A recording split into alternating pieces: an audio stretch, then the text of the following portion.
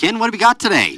Well, I was reading about a litigation that started in Detroit in 2007 on Detroit's living wage ordinance within the city. Oh, that's right, yes. And the living wage ordinance is where the municipalities require municipal service contractors to pay what they statutorily declare to be a living wage. Uh-huh. Now, the state minimum wage is $7.40 an hour in Michigan today. Now, that's a wage for somebody who's not educated, has no special or formal training. It's entry-level wages. Right. Now, prior to the socialism of the New Deal, which started with the Fair Labor Standards Act in 1938, the person who hired you had the authority to pay you what they deemed you were worth to their enterprise. That's not fair. Well, it's very fair. But it's not fair in the progressive ideology of National Socialism that wants to tell you how to wipe your backside. Yeah. But the problem is we have succumbed to this status ideology that only the government can tell us what is fair.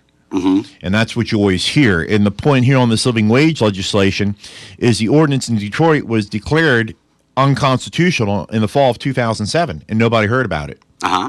And, of course, the Detroit, being the land of everybody else's money, kept litigating the case and finally lost in September of 2009 in the appellate court in Lansing. Uh-huh. And they appealed for writ of review to the Supreme Court in Lansing. The Supreme Court refused to hear the appeal, which means that the 2007 case history stands as the fact of the case, which means the living wage in Detroit was declared unconstitutional. Mm-hmm.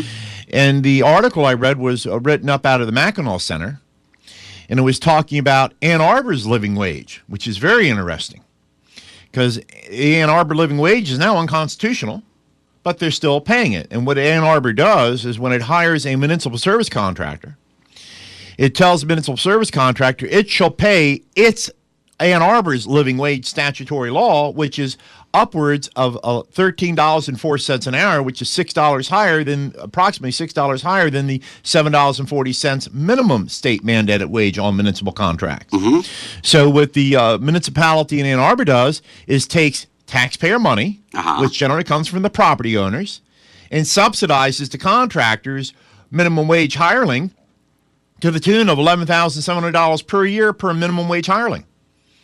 So you have the city using your money, the property owner in Ann Arbor's money, to fund and subsidize a living wage statute, which has been declared illegal now for 3.5 years. Well, if it's illegal, how are they getting away with it? That's what illegal fiction's all about. Illegal fiction is how the state and the federal government in Ann Arbor and all the municipalities work. Illegal fiction is they presume the lie to be the truth. Right. And the lie is they have the authority to use general fund tax money to subsidize a municipal contractor to pay a living wage. It's a redistribution of wealth. It's fascism. Uh-huh. It's it's state fascism. It's state control of the contractor. And no one's going to complain. The people getting paid aren't going to complain. The employer's not going to complain. Well, the employer is being subsidized by the property owners for profit. Right. So the only people that are going to do anything about it are the property owners. The property owners need to go to the city council in Ann Arbor the next meeting and go, hey, what goes on here? You're violating state law. Mm-hmm. You're violating our substantive rights. And what do you think would happen if they did that? The city council will, I don't really know. Yeah, exactly. Uh-huh. We got to go on to more interesting things. Yeah. Like how to spend more money. Now, Ann Arbor passed its living wage statute in March of 2001. Uh-huh. And they were the 55th city in the country and the 6th city in Michigan to have this living wage ordinance. And it was contractors that are hired by the city to provide services. Now, today, the living wage ordinance is illegal in Ann Arbor, but it's still being enforced because nobody's standing up and challenging the government of Ann Arbor to hold them accountable to the law. And if we don't stand up, you're going to continue to be pillaged as property owners in Ann Arbor to the tune of up to $11,700 per minimum wage hireling under a city contract to give them a livable wage of $27,500 a year.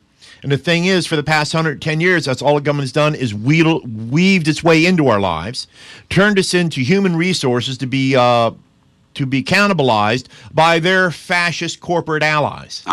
And here in Ann Arbor, nothing is more fascist than taking my property money, my property taxes, and handing it over to a city contractor so they can pay a livable wage. A livable wage which was declared illegal in 2007, but nobody in Ann Arbor knew about it because nobody in the media talked about it, and most people in Michigan and throughout America get their information from the radio, television news, the talking heads, and the print media. Ann Arbor, I harp on Ann Arbor because it's a perfect example of systemic fraud.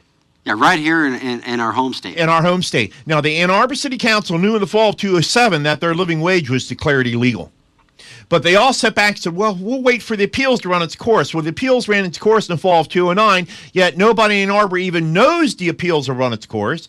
Nobody who's allowing Ann Arbor to subsidize its own contractors to the tune of $11,700 per year. And I don't know how many people they subsidize. 100? 1,000? Who knows? You need to find out. You need to confront the city council. Exactly how much money are you paying out to subsidize living wage in this state and in this city? In fact, the city residents should compel the city to collect back the $11,700 per person paid out since the law was declared illegal. Yeah. And if the law was illegal in the fall of 2007, it was illegal when they enacted it in March of 2001. Yeah. And once a law is torn, it can't be repaired. It's broken. But the system is broken. If you don't hold a government accountable, it will not hold itself accountable to itself. Heck no, it won't. And that's what we're talking about here today, accountability. And it has to start at the local level with the school board.